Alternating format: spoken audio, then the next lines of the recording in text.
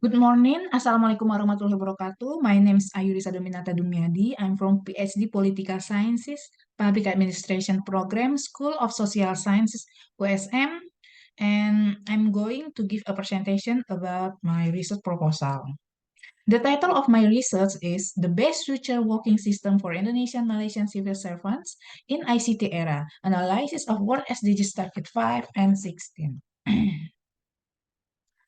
Let's now look at the background of my study. So at least there are four crucial problems why I decided to choose this topic. Problem one, ICT and modern public administration. Problem two, conflicting conclusion about the benefits of ICT on the well-being of civil servant. Problem three, negative impact of ICT in government offices in various countries that escape the attention of many people. And problem four, increases use of ICT is not gender neutral. I will explain in general about all of this problem. So why I decided to choose this topic as my research proposal. So the role of ICT in public administration support the provision of excellent service to the community. ICT can facilitate administrative service system as well as government employee working system or understanding of the scope of duties and responsibility as employee and enable positive interaction that are not limited by space and time between leaders and employee in the government bureaucracy. Furthermore, the use of ICT in the working system for civil servants in government office throughout the world, especially Indonesia and Malaysia, has at least caused work mechanisms to become more flexible, not limited by space and time.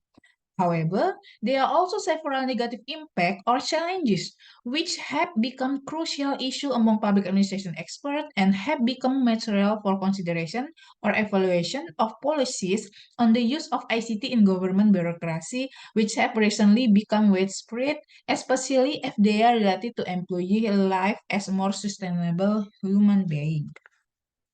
Since previous scores found conflicting conclusion about the benefit of ICT on the well-being of employee, especially women, when working from home, the pressure to always be available through technology is a source of great stress for employees, increasing the risk of experiencing prolonged work stress and its negative consequence for employee health and well-being, such as fatigue. This explains the condition of unlimited working hours and the occurrence of technostress. This research can be considered as an effort to add a new body of knowledge in the related field, especially human resource administration in government offices. It's about how the system should all work best in the ICT era. Many people think that all government employees are obligated to always update technology in the digital era. From the leadership side, they will see the need to increase supervision and monitoring of employees so that they do not misuse the ICT-based working system for irresponsible things at work. Meanwhile, from an employee's perspective, the use of ICT sometimes actually harms them because ICT-based work, which can be done everywhere, also can cause them to work longer than normal working hour. It is a crucial issue that the fact is that there are many negative impact when working using ICT in government offices in various countries that escape the intention of many people. This based on the research, several researchers, for example, Yagari, Grover, Purvis, Murray, and Rostis 2007, Park and Priest and Jack 2011, Raisians and Janusakas 2013, and also Stenberg, Ben and Hommel in 2009. And also, we don't forget that the impact of the COVID crisis that followed by increases the use of ICT is not gender neutral. So, women and girls experience the greatest impact from crisis condition, which reinforce existing gender inequality and pose unique threat to their livelihood, health, and safety. And then the latest data from Sustainable Development Goals 5 in 2022 quote from UN Women URG show that the world is not yet on track to achieve gender equality by 2030. COVID-19 and its adverse impact on women's sexual and reproductive health and rights are further reducing the prospect for gender equality. Violence against women remains high, the global heights, climate and humanitarian crisis is increasing the risk of violence, especially for the most vulnerable women and girls, and women feel more unsafe than before the pandemic. Yeah. So, despite the undeniable, we know, yeah, many positive impact of ICT, but despite the undeniable benefit of ICT, a growing number of researchers examining factor of organizational effectiveness and employee efficiency one that technostress has a negative impact on employee well-being and work motivation, causing health problems and reducing performance. The scientific literature calls this kind of tension technostress. In fact, the penetration of modern information and communication technology is very active in both Indonesia and Malaysia. People use ICT a lot for work and personal needs. It is known that Indonesian internet penetration is ranked 8 in Southeast Asia. Data show that the number of internet users in Indonesia reached 2012.35 million people out of a population estimate at um, 207 278.66 million people. Meanwhile, in Malaysia, Malaysia is ranked second in Southeast Asia with internet penetration of 93.8%. It can be assumed that Indonesia and Malaysia society has a positive attitude toward ICT. The majority of Indonesia and Malaysia people are able to understand ICT innovation relatively quickly and feel confident in exploiting their advantages. Moreover, not many research has focused on human-friendly and sustainable work system in the era of information and communication technology in relation to health and gender equality. So we can conclude that there are many negative impact when working using ICT in government institutions and various countries that escape the attention of many people. This research based on Ayagari, Grover, and Purvis in 2012, and are also research from Murray and Rostis 2007, and also based on research of Park, Priest and Jack 2012, and also Raisins and Jonusaukas in 2013, and also Stenberg, Ben, and Hommel 2009. In this case, for example, technostress, unlimited working hours, sudden work from leaders or supervisor outside office hour during WFH, time management limit in dual role of female employees, as for example, as a housewives and office worker during WFH. These challenges are related to implementation of SDGs 5 and 16 issue regarding gender equality and peace, justice, and strong institution.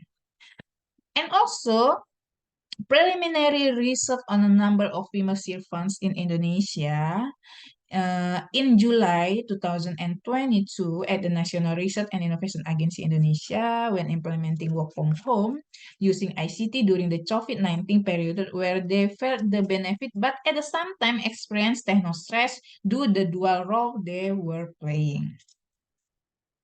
So especially technostress feel by those who have babies, young children, sick family members. The WFH system sometimes cause excessive working hours. So leaders often accidentally ask their employee to work outside the office during WFH hours because the flexibility of working time using ICT services is not limited. And similar case in Malaysia. The case in Malaysia, based on research of Ahmad et al. 2009, conduct research on the impact of technostress on organizational commitment among Malaysia academic librarians. The results show that one of the main causes of stress in the workplace in the current environment is the introduction and application of technology, which has been widely thus affected by technostress are librarians. Technostress Technostress affecting librarians will enable state higher education institution libraries to plan appropriate mechanism for managing stress due to technology and maintaining a high level of organizational commitment among librarians. Next, I like to focus on the next slide. From the background that I explained, uh, I will point the research question. There are there are at least three and three and four. Sorry, there are at least four research questions in this proposal. So to achieve the purpose of this study, the following research questions were asked: how experience of technostress related the use of information communication technology affect the work and life balance of female civil servant in Indonesia and Malaysia? And then the second, how the impact of technological pressure issue related to the use of ICT in the workplace on gender equality, SDGs number 5, and also about peace, justice, and strong institution related to implementation of SDGs number 16. For female researcher or lecturer civil servant in BRIN, Indonesia, and US and Malaysia. And the third is what the best future working system in ICT era for Indonesia, Malaysia civil servant that human friendly, also woman and child friendly, sustainable, and support human health and well-being. SDGs target number 5 and 16. And then I add one research question in my proposal. Uh, it's about what is the formulation or model of modern public administration theory for human resource administration in the ICT era. And then for the research objective, there are also four research objective in this that I propose in my research proposal. First, to reveal how experience of technostress related to the use of information communication technology affect the work and life balance of female civil servants in Indonesia and Malaysia. Second, to identify the impact of technological pressure issue related to the use of ICT in the workplace on gender equality issue. Uh, SDGs target number 5, and also peace, justice, and strong institution, SDGs target 16. For female civil servant in Indonesia and Malaysia. And third, to find solution and formulate the new style of working system that human-friendly, woman and child-friendly, sustainable, and support peace, justice, and strong institution. Based on SDGs target number 5 and 16. And the last objective of my research is to providing new contribution and policy solution to modern public administration theory regarding human resource administration issue in ICT era. Next, I will explain about research significance. Yeah, why my research is significant.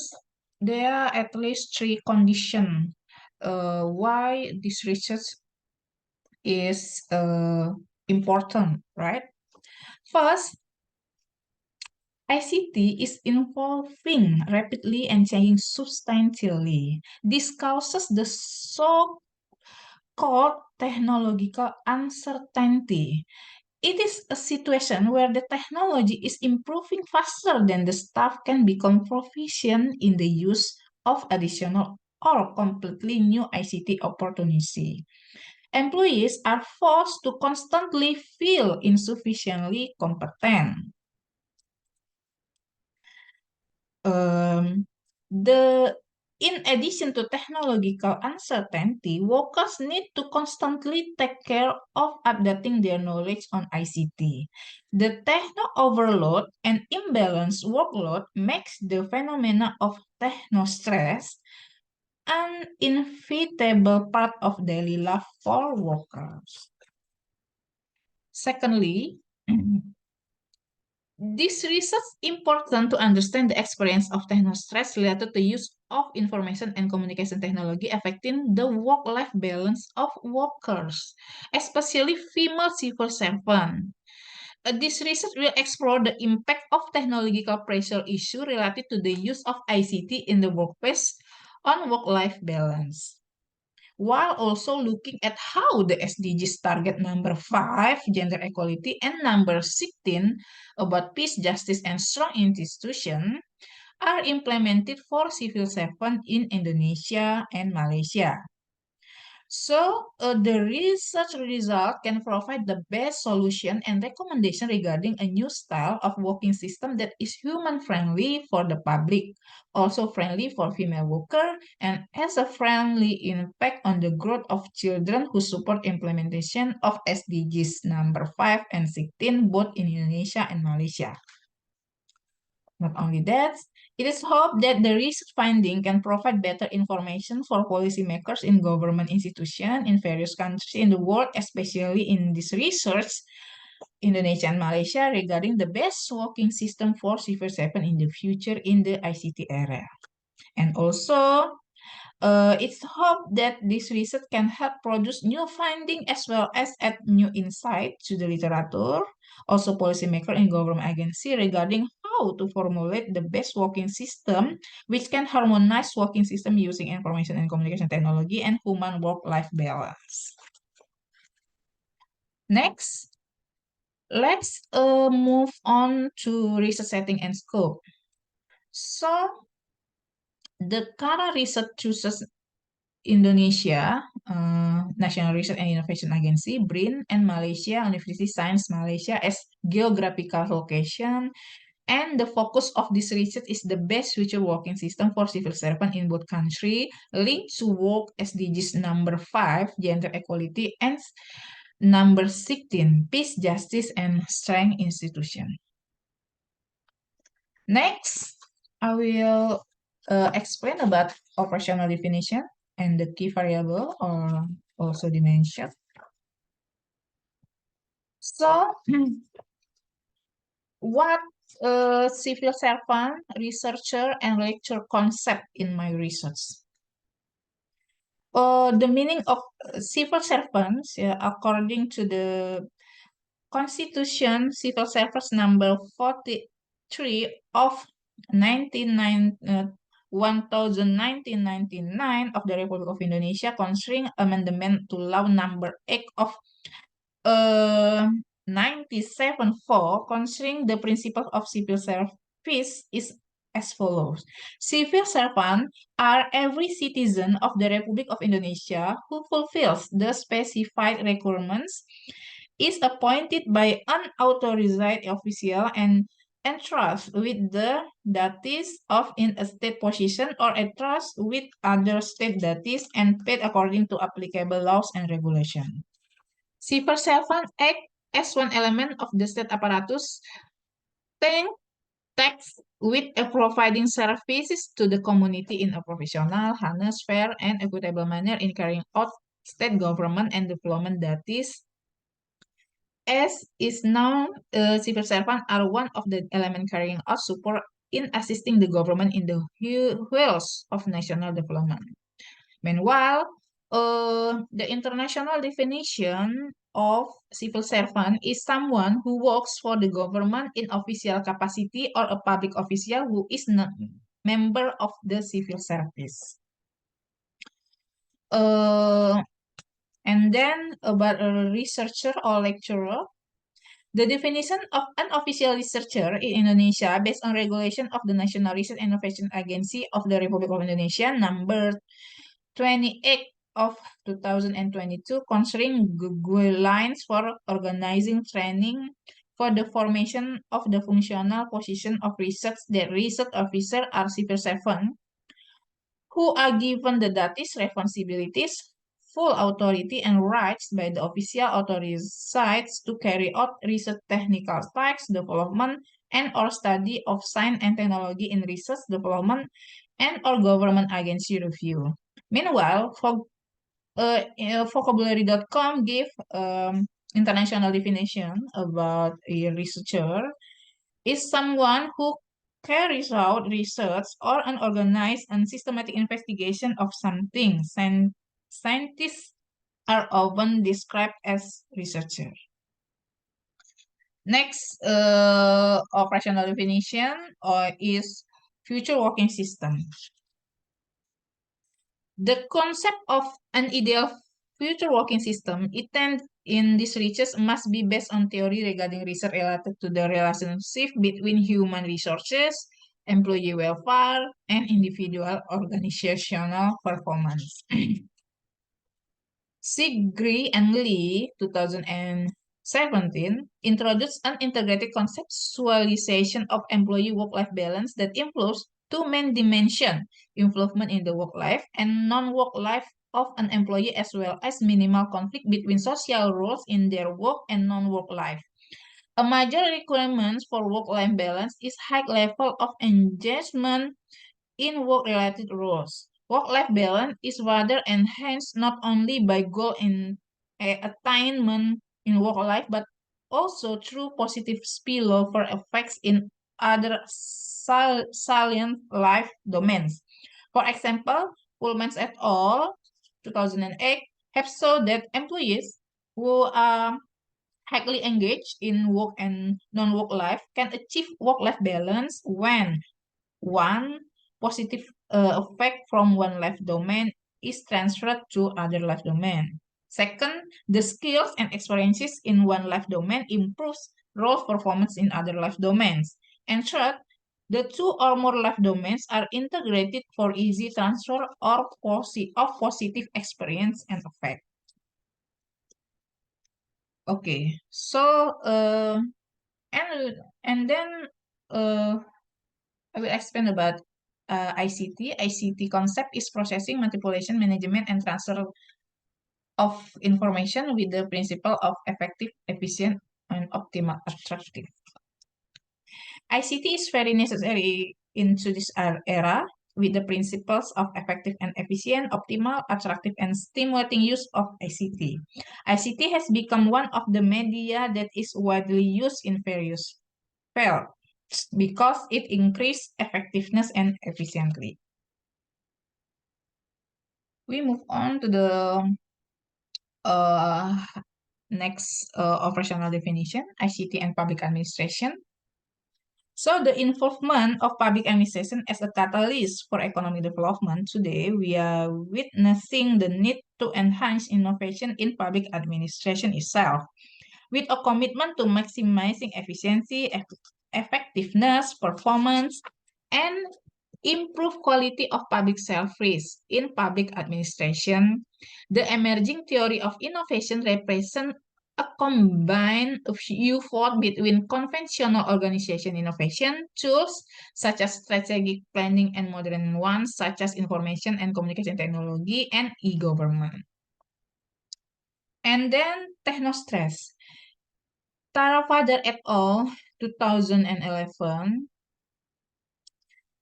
state that technostress is an example of negative impact of unrestricted use of ICT and ignoring the importance of the need for balance in human life. Some studies reported assumptions of technostress which are techno-overload, techno-innovation, techno-complexity, techno-insecurity, and techno-uncertainty. I'll continue for the next.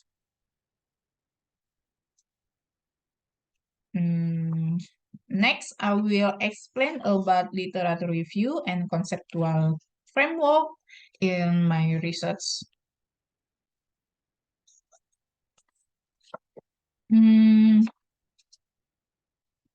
So there are four concept or literature review that I will share in this in now is ICT era, WFA, WFO, and combination of WFH and WFO. So ICT era means so what's ICT era? ICT era is era ya when the variety of modern information communication technology allows employees to complete their tasks regardless of time and place, adjusting their personal life and work-related commitments. Although the benefits of ICT are undeniable, more and more scientists are researching its factor organizational effectiveness and employee efficiency. One, that technostress has a negative impact on employees' well-being and work motivation, causing health problems and reducing performance. And scientific literature refers to this kind of tension is called technostress. And then work from office or WFO. The work from office system is a normal work system or commonly referred to as a traditional working system. The characteristic of this work system is that an employee must be present directly at the office, at the institution where he is assigned. The office work system is a traditional administrative work system carried out by employees throughout the world. The office work system generally has working hour regulation, for example, starting at 8 in the morning and leaving at 4 in the afternoon. And then work from home or WFH. The work from home system is a new work system in the government administration system. This work system especially developed very massively during COVID-19 when employees were not allowed to leave the house. COVID-19 condition forced employees to run a work system from home by utilizing technological device and internet networks. During the WFH period, that the use of ICT became very high uncontrolled and then started to have a negative impact on employee. Many offices that implement the WFH working system initially did not set time limit, and until now, there are still many offices in the world that have not developed working hour regulation when implementing WFH. The characteristic of WFH work from home working system is that an employee does not have to be present directly at the office, but employee have to work or carry out their duties at home.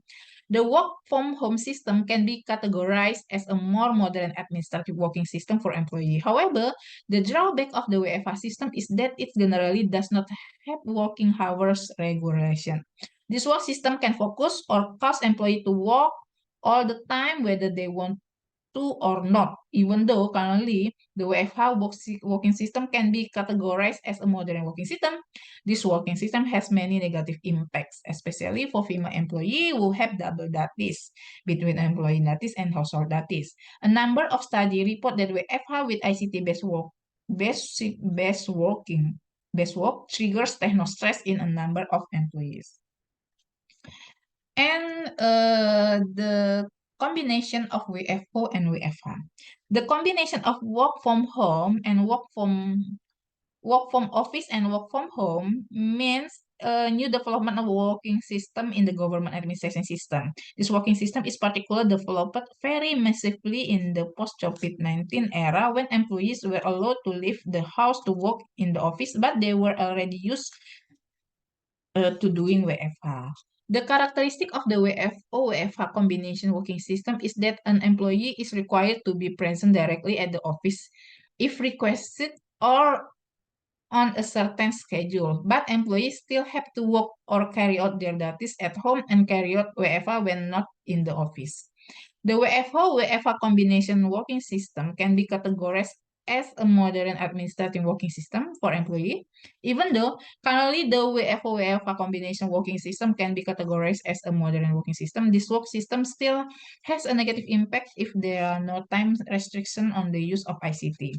If employees continue to use electronic devices all the time, whether working from home or working from the office, then they could potentially experience technostress, radiation, mental health or other technology-related illness because there is no work-life balance. Okay, we move on to the next slide. There are two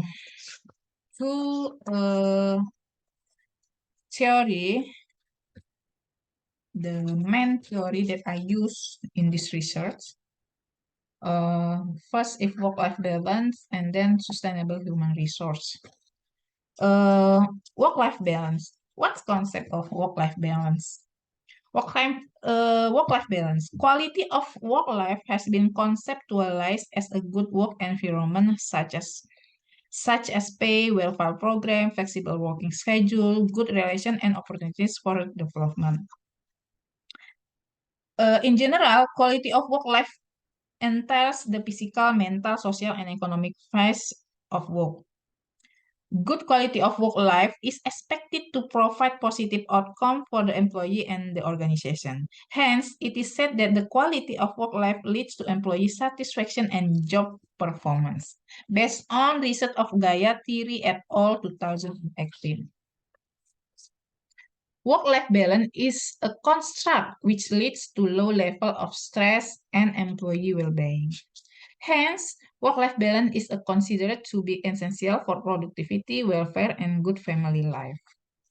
And then the second one is sustainable human resource. Sustainable human resource is seen as an extension of strategic human resources, presenting a new approach to human resource management. The point about this concept is that employee development and employee flexibility as important aspect of this concept. Within the research, there is a particular focus on the impact of new types of workplace, uh, flexible office, co-working, total home office, partial home office, and other. On job performance, job satisfaction, organizational performance, professional growth and development, social and professional relationship, and personal professional performance, as well as on the overall level of motivation.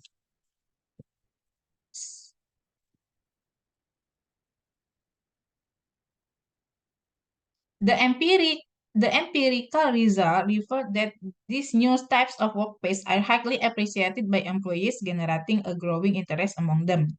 Partial home working, the mix between working from home and working in a company's office, has been considered an optimal solution in increasing organizational performance, social and professional relationship, learning and personal development, and the overall level of work motivation. So, the concept of sustainable human resource point about flexibility, working time, and work space flexibility, along with the flexibility composite indicator in increasing the level of job satisfaction in employees. The concept of sustainability attention needs to be on a combination of employee development, flexible time, and flexible place, leading to an increase in both employee job satisfaction and organizational performance as important outcomes of sustainable human resource. Next, I continue to the research methodology. So, qualitative methods will be used in this research. Meanwhile, the qualitative approach used in this research is interview analysis and media content analysis, or ethnographic content analysis method, or ECHA. The results obtained from the interview activities are analyzed and then put into written form. The media content analysis is intended to interact with documentation material, laws, and regulation in both countries, relating to the civil service worker regulation system in both countries, so that the specific statements can be placed in the appropriate context for analysis. And then qualitative comparative. This research used comparative qualitative research methods. Irfan and Hasim, 2017, state that comparative research is research that compare two or more symptoms. In accordance with this dissertation, Researchers conduct comparative research on ICT household system policies into government agency in different countries, BRIN Indonesia and US and Malaysia.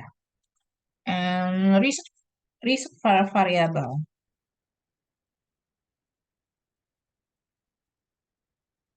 The qualitative variable of this research is civil servant who implement an ICT-based working system in BRIN Indonesia and US and Malaysia.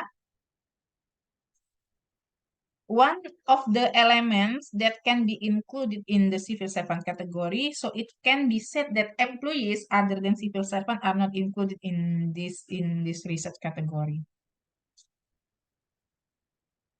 Next, research location. Two research institution or university in two selected countries, the National Research and Innovation Agency Indonesia and the University Sains Malaysia. Two research institutions or universities that use ICT-based service or ICT-based working system with high working hour or high duration of use by employees. So this is the criteria why the choose the research location, yeah. And then institution emphasize employees' ability to move quickly with technological development.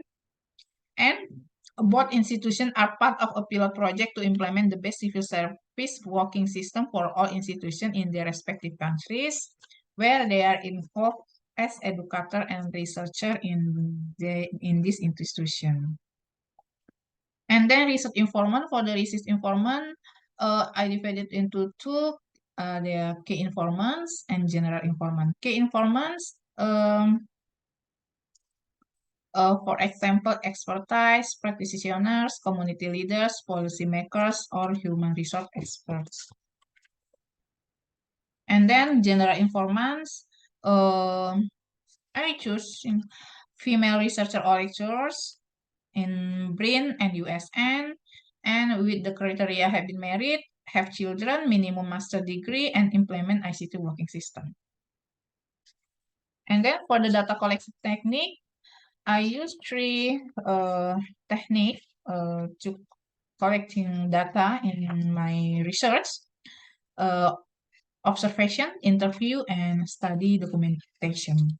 Study documentation include study about regulation, law, journal, book, picture, audio, visual, and anything that can improve to answer improve data or information to answer the research question.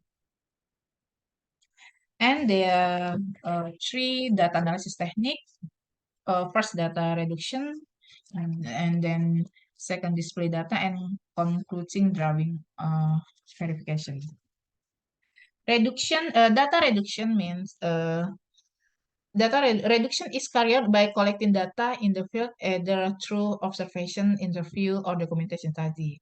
Next, important data information will be selected, categorized, and eliminated for unimportant data. Data reduction is carried out by selecting answers related to the problem formulation and variables, as well as processing raw data from written notes, recordings, video, and photo that have been collected for further processing. And then display data. This activity is carried out by categorizing the data that has been collected in the form of short description, chart, relationship between categorized, and the like, so that it is easy to understand, analyze, and determine next steps. Display data or data presentation is an active of presenting research result carried out by researcher to draw conclusion. And the last is conclusion drawing or verification. It is an activity to do verification and make conclusion from the result of analysis of existing data. Ensure to problem formulation based on credible and valid data collection and analysis activities. Okay, that's all for my presentation today. I'm sorry for my mistake. Thank you very much.